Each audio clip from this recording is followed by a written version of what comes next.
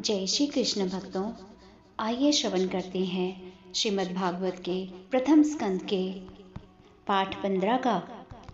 सूत गोस्वामी ने कहा, भगवान कृष्ण का विख्यात मित्र अर्जुन महाराज युधिष्ठिर की संशक्ति जिज्ञासाओं के अतिरिक्त भी श्री कृष्ण के वियोग की प्रबल अनुभूति के कारण शोक में संतप्त था।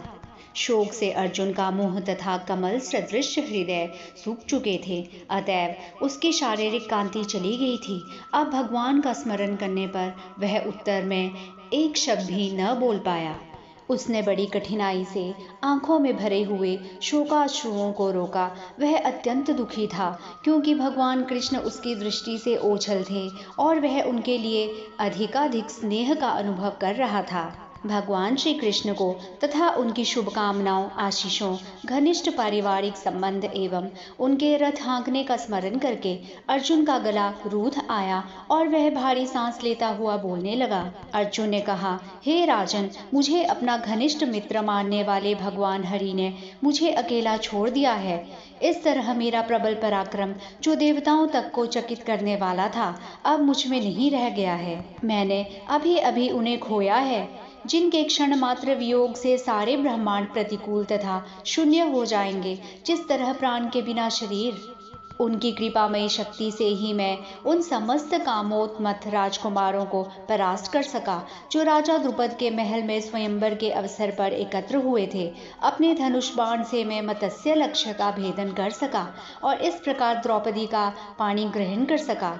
क्योंकि वे मेरे निकट थे, अतएव मेरे लिए अत्यंत कौशल पूर्वक स्वर्ग के शक्तिशाली राजा इंद्रदेव को उनके देव पार्षदों सहित जीत पाना संभव हो सका और इस तरह अग्निदेव खांडव वन को विनष्ट कर सके। उन्हीं की कृपा से मय नामक असुर को जलते हुए खांडव वन में से बचाया जा सका। इस तरह हम अत्यंत आश्चर्यमय शिल्प कला वाले सभा भवन का निर्माण कर सके, जहां राजसूय यज्ञ के समय सारे राजकुमार एकत्र हो सके और आपको आदर प्रदान कर सके।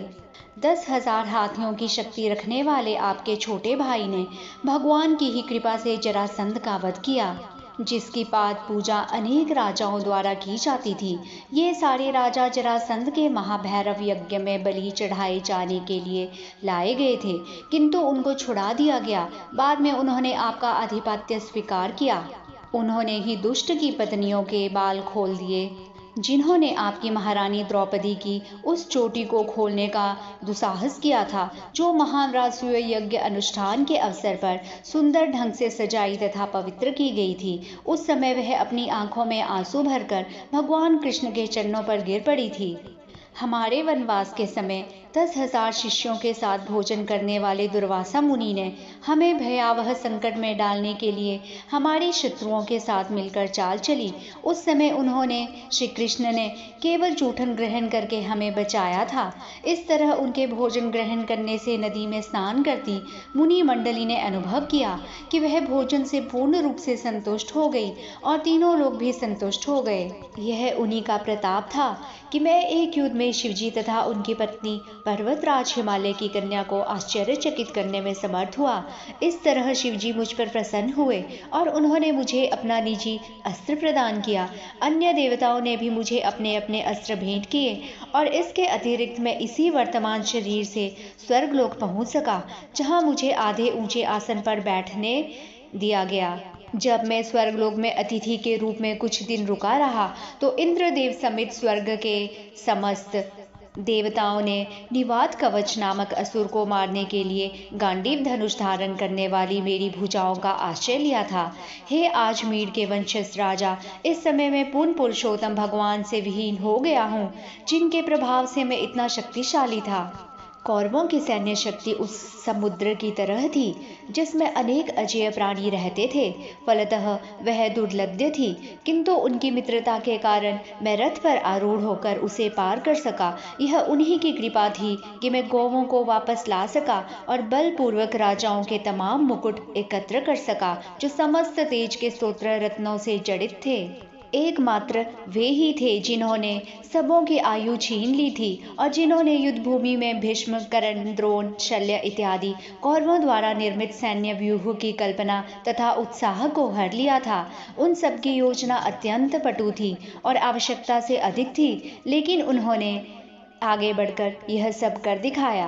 भीष्म, द्रोण, कर्ण, सुशर्मा, शल्य तथा बाहनिक जैसे बड़े बड़े सेनापतियों ने अपने अपने अचूक हथियार मुझ पर चलाए, लेकिन उनकी कृपा से सब वे मेरा बाल बांका भी न कर पाए। इसी प्रकार भगवान नृसिंह देव के परम भक्त प्रहलाद महाराज असुरों द्वारा प्रयुक्त समस्त शस्त्रास्त्रों से अप्रभावित रहे। यह उन्हीं की कृपा थी। जब मैं अपने प्यासे घोड़ों के लिए जल लेने रथ से नीचे उतरा था, तो मेरे शत्रुओं ने मुझे मारने की परवाह न की।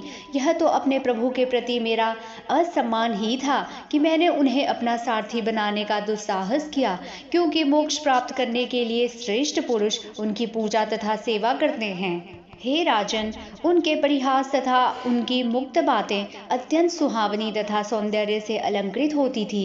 हे पार्थ, हे सखा, हे कुरुनंदन कहकर उनका पुकारना तथा उनकी समस्त सहृदयता की अब मुझे याद आ रही है और मैं अभिभूत हूँ। सामान्यतः हम दोनों साथ साथ रहते और सोते, साथ साथ बैठते और घूमने जाते और बहादुरी के कार्यों के लिए आत्म प्रशंसा करते हुए कभी कभी यदि कोई भूल होती तो मैं उन्हें यह कहकर चिढ़ाया करता था, हे मित्र, तुम तो बड़े सत्यवादी हो। उस समय भी जब उनका महत्व घटता होता, वे परमात्मा होने के कारण मेरी उटपटांग बातों को सह लेते थे और मुझे उसी प्रकार क्षमा कर देते थे जिस तरह एक सच्चा मित्र अपने सच्चे मित्र को या पिता अपने पुत्र को क्षमा कर देता है। अब मैं अपने मित्र तथा सर्वाधिक प्रिय शुभचिंतक पूर्ण पुरुषोत्तम भगवान से विलग हो गया हूँ। अतएव मेरा हृदय हर तरह से शून्य सा प्रतीत हो रहा है। उनकी अनुपस्थिति में जब मैं कृष्ण की तमाम पत्नियों की रखवाली कर रहा था, तो अनेक अविश्वस्त ग्वाले ने मुझे हरा दिया। मेरे पास वही गांडीव धनुष है, वे ही तीर हैं, उन्हीं घोड़ों के द्वारा खींचा जाने वाला वही रथ है और उन्हें इस्तेमाल करने वाला मैं वही अर्जुन हूँ जिसके सामने सारे राजा सिर झुकाया करते थे।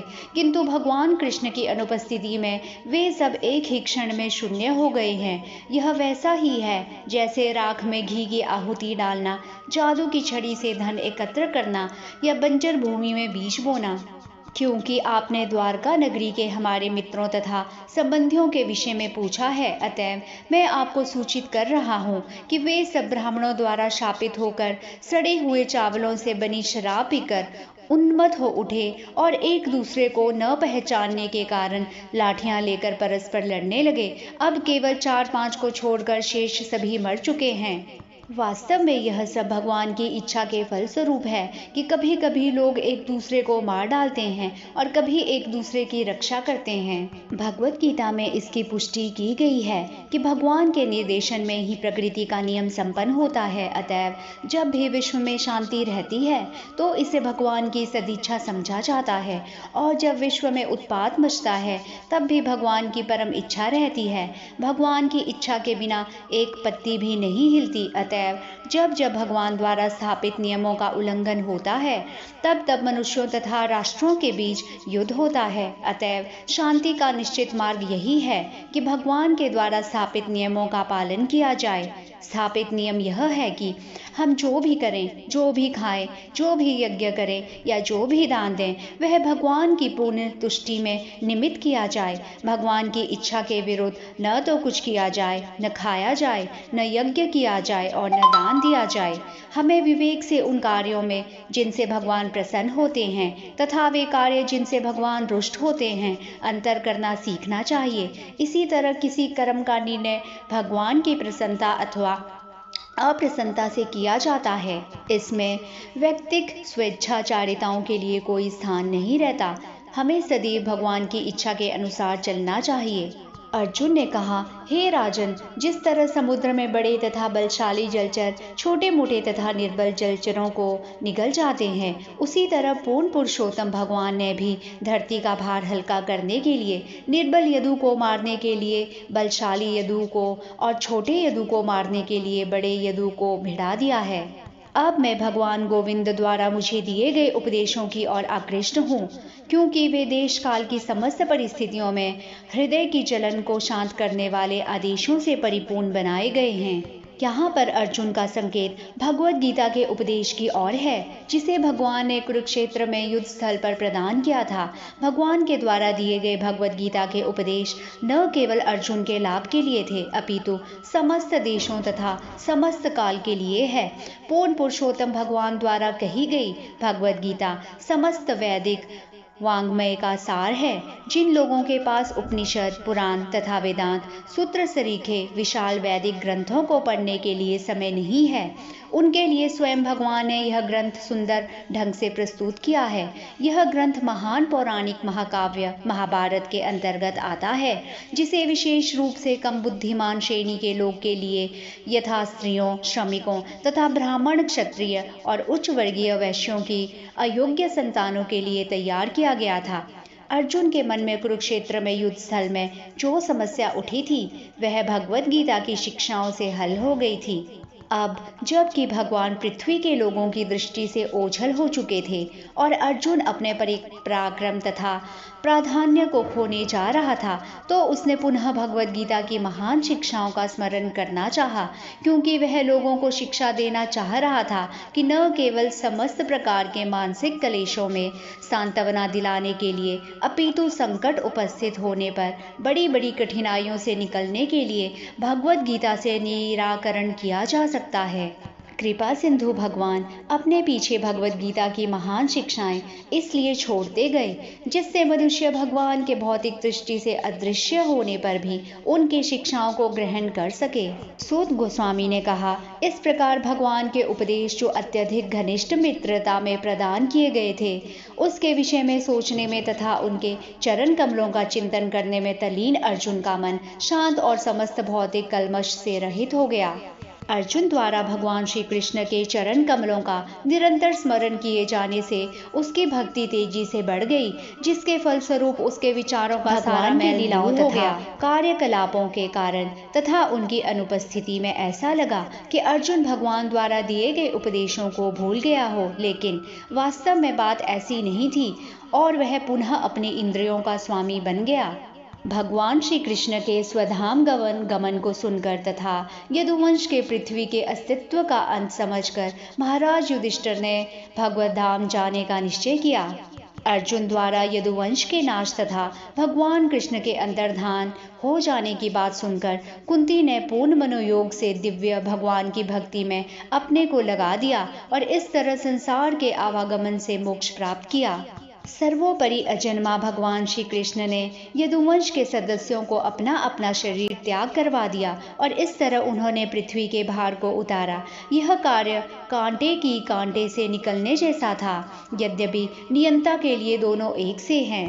परमेश्वर ने जिस शरीर को पृथ्वी का भार कम करने के लिए प्रकट किया था, उसे उन्होंने छोड़ दिया। वे एक जादूगर के समान विभिन्न शरीरों को यथा मत्स्य अवतार तथा अन्य अवतारों में धारण करने के लिए एक शरीर को छोड़ते हैं। जब भगवान श्री कृष्ण ने अपने उसी रूप के साथ इस पृथ्वी लोक को छोड़ दिया, उसी दिन से कली, जो पहले ही अंशतः प्रकट हो चुका था, अल्पज्ञों के लिए अशुभ परिस्थितियां उत्पन्न करने के लिए पूरी तरह से प्रकट हो गया। महाराज युधिष्ठिर पर्याप्त बुद्धिमान थे कि वे कलयुग के प्रभाव को समझ गए, जिसके विशेष लक्षण होते हैं बढ़ता लालच, असत्य भाषण, धोखा देना तथा सारी राजधानी, राज्य, घर तथा समस्त व्यक्तियों में हिंसा का आधिक्य इत्यादि।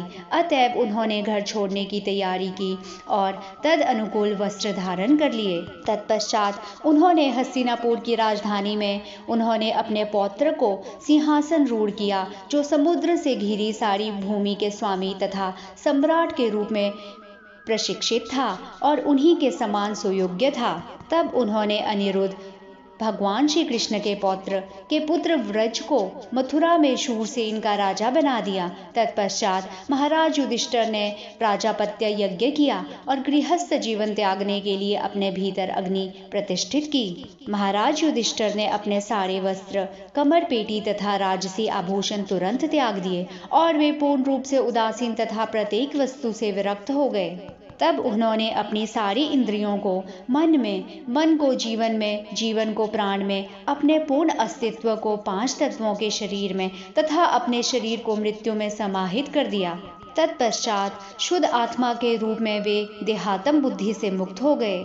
इस प्रकार उन्होंने पंचतत्व में स्थूल शरीर को विनष्ट करके प्रकृति के 3 गुणों में मिलाकर उसे अज्ञानता में मिला दिया और तब उस अज्ञानता को आत्मा या ब्रह्म में विलीन कर दिया जो सर्वदा अक्षय है। तत्पश्चात महाराज युधिष्ठिर ने फटे हुए वस्त्र पहन लिए, ठोस आहार लेना बंद कर दिया, वे जानकर गूंगे बन गए और बालों को खोल दिया। इन सबके मिलजुल रूप में वे एक वृत्ति विहीन पागल की तरह दिखने लगे। वे किसी वस्तु के लिए अपने भाइयों पर आश्रित नहीं रहे, वे बहरे मनुष्य की तरह कुछ भी न सुनने लगे।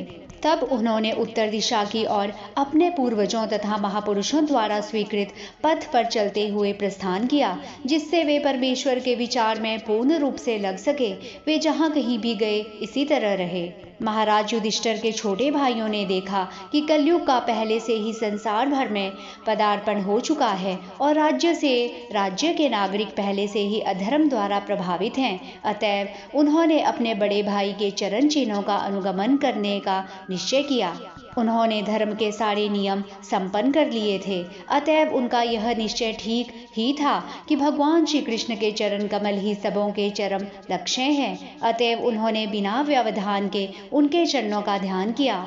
इस प्रकार भक्ति भाव से निरंतर स्मरण करने से उत्पन्न भक्तिमयी शुद्ध चेतना के द्वारा उन्होंने आदि नारायण भगवान कृष्ण द्वारा अधिशासित बैकुंठ लोक प्राप्त किया। यह बैकुंठ लोक केवल उन्हें प्राप्त होता है जो अविचल भाव से एक परमेश्वर का ध्यान धरते हैं। भगवान श्री कृष्ण का यह धाम गोलोक वृंदावन कहलाता है और यह उन व्यक्तियों को प्राप्त नहीं होता जो जीवन की भौतिक अवधारणा में लीन रहते हैं, लेकिन समस्त भौतिक कल्मश से पूर्ण रूप से शुद्ध होने के कारण पांडवों ने अपने इस शरीर में उस धाम को प्राप्त किया। तीर्थाटन के लिए गए हुए विदुर ने प्रभास में अपना शरीर त्याग किया, क्योंकि वे भगवान कृष्ण के विचार में मग्न रहते थे। अतएव उनका स्वागत पितृलोक के निवासियों ने किया, जहां वे अपने मूल पद पर लौट गए। द्रौपदी ने भी देखा कि उसके पतिगण उसके परवाह किए बिना घर छोड़ रहे हैं। वे भगवान वासुदेव कृष्ण को भली भांति जानती थी। अतएव वे तथा सुभद्रा दोनों भगवान श्री कृष्ण के ध्यान में लीन हो गई और अपने अपने पतियों की सी गति प्राप्त की। उदाहरण के लिए, जैसे हवाई जहाज उड़ाते समय कोई किसी दूसरे जहाजों की संभाल नहीं ले सकता, हर एक को अपने खुद के जहाज की संभाल लेनी होती है और यदि कोई संकट में आ पड़े तो उस अवस्था में कोई अन्य जहाज दूसरे की सहायता नहीं कर सकता। इसी प्रकार जीवन के अंत में जब हर एक को अपने घर भगवंत धाम वापस जाना होता है तो उसे दूसरे के ऊपर निर्भर न रहकर स्वयं अपनी संभाल लेनी होती है। लेकिन उड़ने के पूर्व जमीन पर सहायता की जाती है। इसी प्रकार किसी के जीवन काल में उसे उसका गुरु, पिता, माता संबंधी, पति तथा अन्य लोग सहायता कर सकते हैं, किंतु भव सागर पार करते समय हर एक को अपनी खुद की परवाह करनी होती है और पहले से प्राप्त उपदेशों का उपयोग करना होता है। द्रौपदी के 5 पति थे, किंतु किसी ने नहीं कहा कि चलो द्रौपदी को अपने महान पतियों की प्रतीक्षा किए बिना अपनी परवाह स्वयं करनी थी, और क्योंकि वे पहले से प्रशिक्षित थी अतएव उन्होंने तुरंत पूर्ण पुरुषोत्तम भगवान वासुदेव श्री कृष्ण का ध्यान किया। पत्नियों को भी उसी तरह पतियों जैसी गति प्राप्त हुई, अर्थात वे बिना शरीर बदले भगवान के धाम पहुंच गई। पांडु पुत्रों द्वारा जीवन के परम लक्ष्य भगवंत धाम के लिए प्रस्थान का यह विषय अत्यंत शुभ तथा परम पवित्र है। अतएव जो भी इस कथा को भक्ति भाव पूर्वक सुनता है वह जीवन की परम सिद्धि भगवत भक्ति को निश्चय ही प्राप्त करता है। जय श्री कृष्ण भक्तों, यहाँ पर श्रीमद् भागवत के प्रथम स्कंद के पाठ 15 का समापन होता है।